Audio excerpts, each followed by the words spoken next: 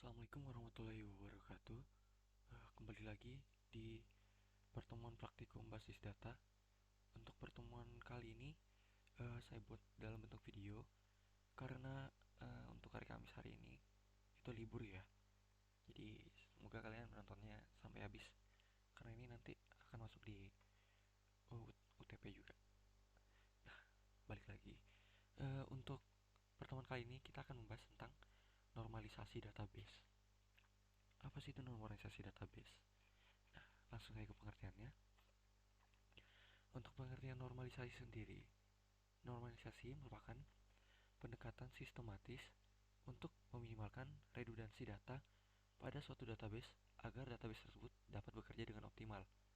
Selain itu, normalisasi database juga ini untuk memastikan dependensi data atau kayak data itu harus berada pada tabel yang tepat.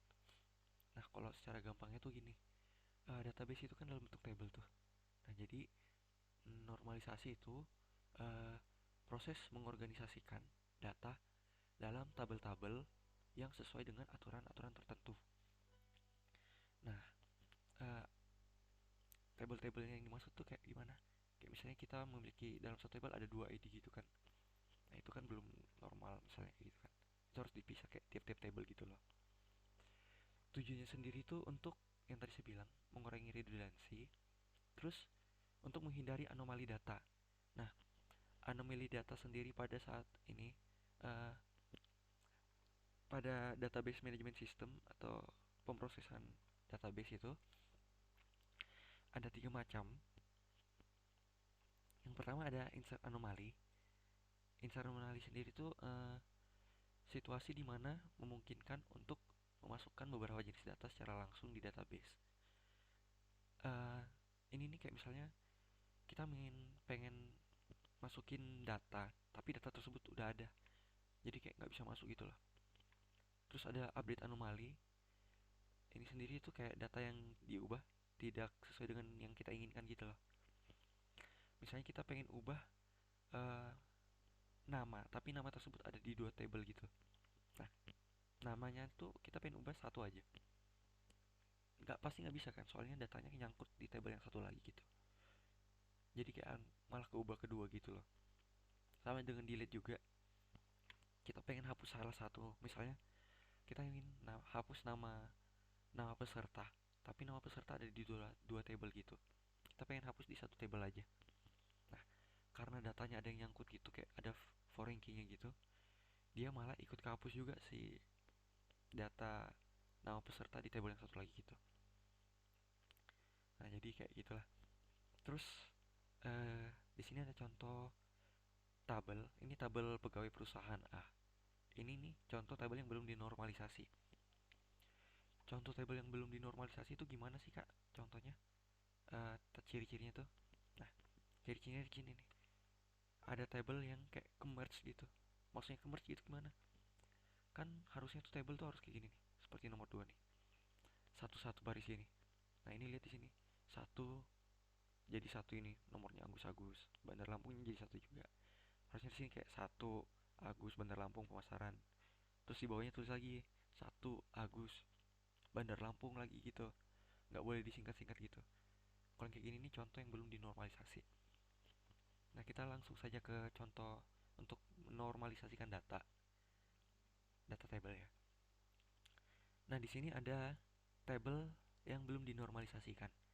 Nah, untuk table yang belum dinormalisasi itu sebutannya UNF ya, atau Unnormalized Table. Nah, contoh ciri-cirinya tadi yang saya bilang tadi tuh, nih datanya ke merge gitu.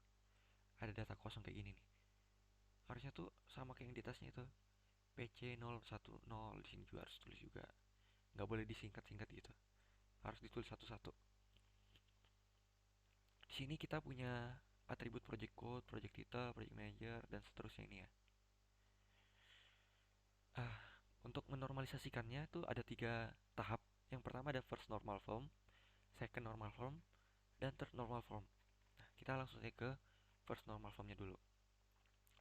Cara yang pertama tuh dari first normal form sendiri ada aturannya.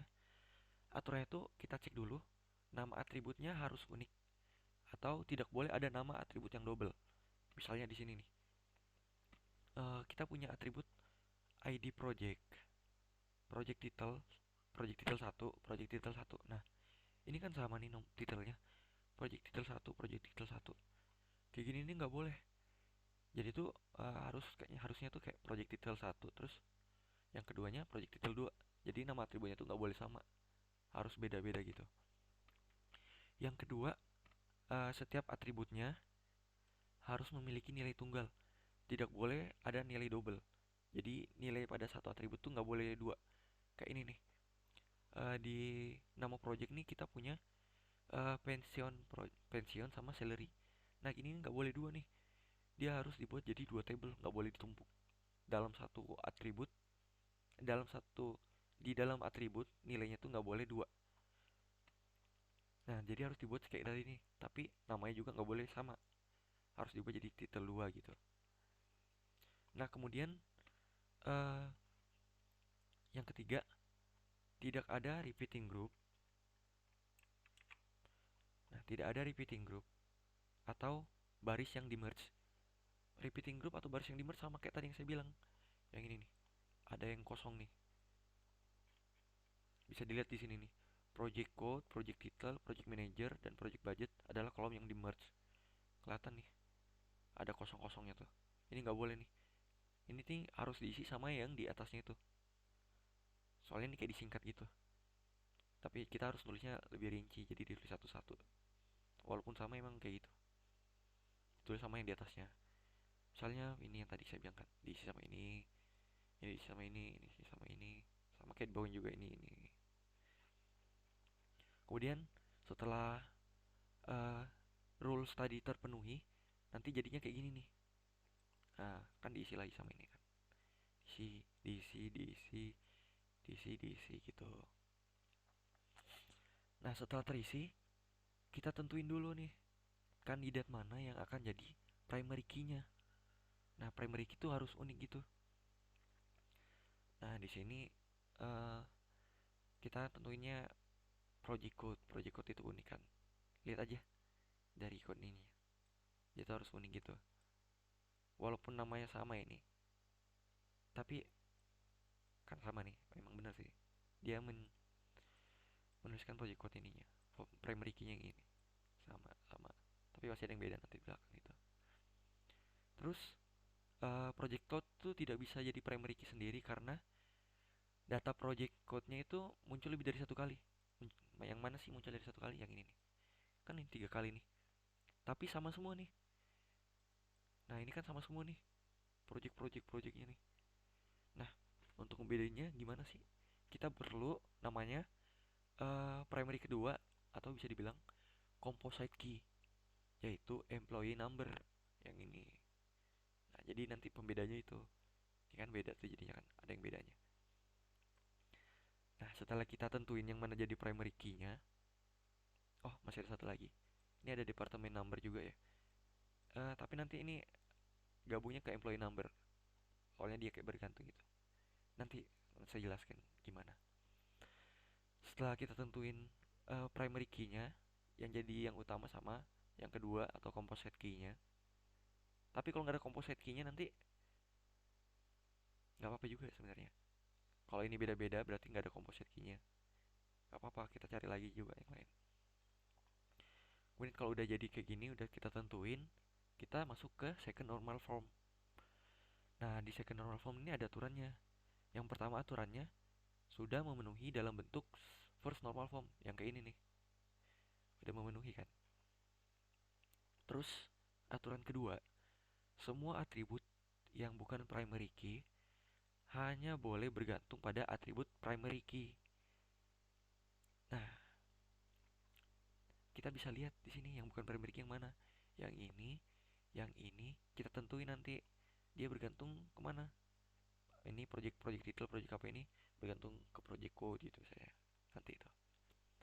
Terus ini nih yang ketiga, jika ada ketergantungan parsial atau sebagian, maka atribut tersebut harus dipisahkan pada tabel yang lain atau dihilangkan. Masuknya ketergantungan parsial gimana sih? Jadi tuh misalnya gini.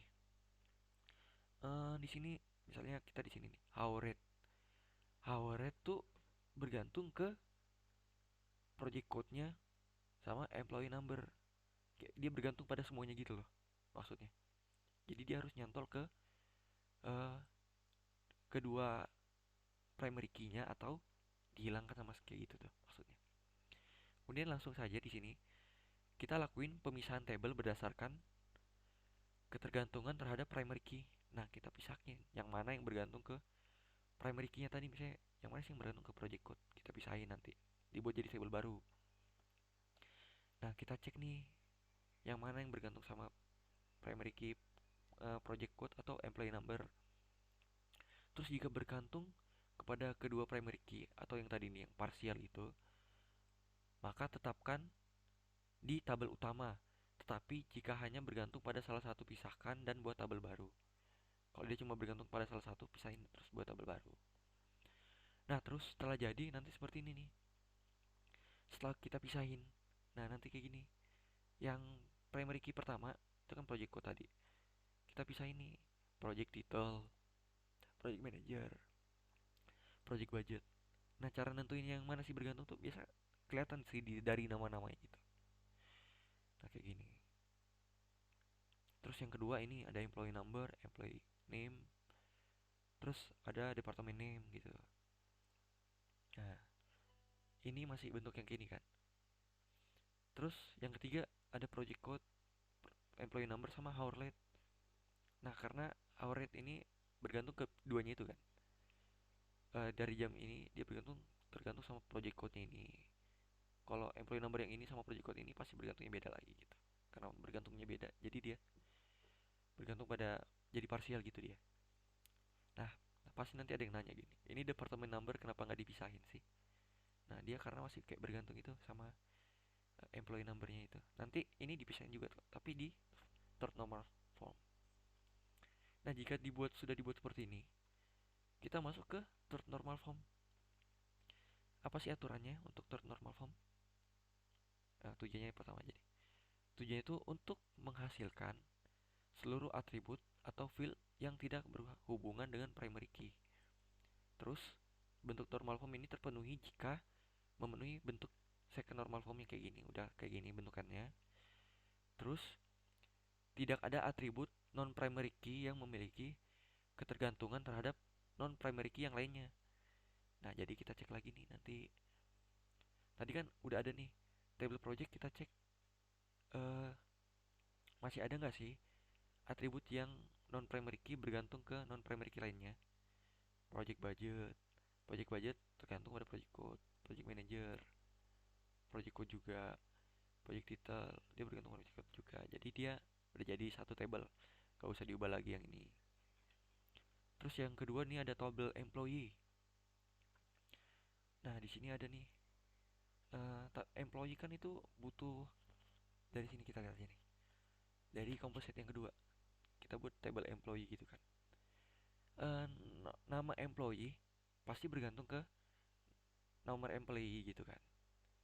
Nah, terus employee name ini pasti butuh yang namanya department name gitu kan. Dia di mana sih namanya? Nah, kayak gitu. Jadi dia cuma bergantung sama ini. Nah, gitu. Employee name, terus department name, department number maksud saya. Dijadiin satu table, jadi table employee. Kemudian kita buat tabel project team. Nah, kita tentuin nih yang mana isinya. Pasti project code. Nah, terus timnya yang mana aja sih? Kita ambil dari tabel employee-nya. Sama kayak tadi yang ketergantungan itu. Yang ini kan. Ini dibuat jadi tabel project team. Employee number berapa, pada kode project berapa, terus dia berapa jam ininya. Nah, terus kita pasti masih kekurangan nih. Si tabel department number ini pasti masih bergantung sama employee name ini ya kan. Sama employee number. Padahal dia kayak unik gitu kan.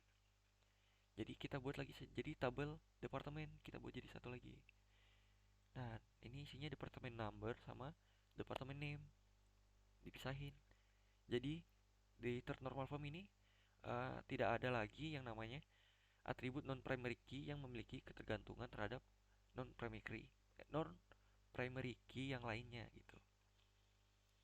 Jadi kita buat tabel departemen, dibuat jadi tabel, terus tabel project yang diambil dari ini tadi.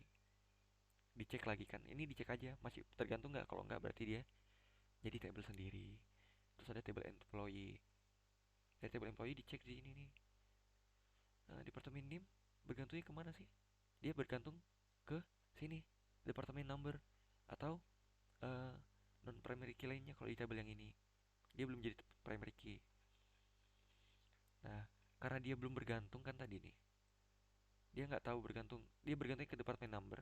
Nah, departemen number dibuat jadi sendiri lagi. Kak, kalau misalnya di second normal form kita buat departemen numbernya langsung bisa, bisa nggak? Bisa sih, bisa. Nggak apa-apa kayak gitu dibuat langsung terpisah. Tapi nanti dibuat lagi kayak ini nih, dijadiin kayak ini, dicek lagi masih ada yang bergantung atau enggak gitu. Nah, jadi kesimpulannya tuh di first normal form tidak ada atribut multi value. Multi value gimana sih maksudnya? Yang kayak tadi, yang numpuk-numpuk kayak gini yang di awal nih. Atau dia kayak gini, ada merge-nya. Multi value itu tidak ada multi value-nya. Jadi seharus datanya harus keisi semua, nggak boleh kosong gitu. Kemudian yang kedua, di second normal form sendiri, semua atribut yang bukan primary key hanya boleh bergantung pada atribut primary key, atau yang namanya functional dependency. Jadi yang tadi kita harus nyari ketergantungannya kemana gitu. Kemudian yang ketiga, tidak ada atribut non primary key yang memiliki ketergantungan terhadap atribut non primary key yang lainnya, atau bilang non transitif lah. Jadi kayak di second normal form kan masih ada nih yang kayak tergantungan, yang departemen number ini masih tergantung sama employee number gitu atau ininya. Departemen name masih bergantung sama ini. Nah, itu nggak boleh kan. Jadi dibuat jadi primary key yang baru gitu di third normal form. Nah, mungkin itu sekian aja dari penjelasan untuk modul 5. Jika banyak ada kekurangan atau kesalahan dalam pengucapan kata, mohon dimaafkan. Dan jika inginnya ada yang ditanyakan gitu, bisa chat di grup atau di PC kakak-kakak asisten dosennya ya. Sekian dari saya. Wassalamualaikum warahmatullahi wabarakatuh.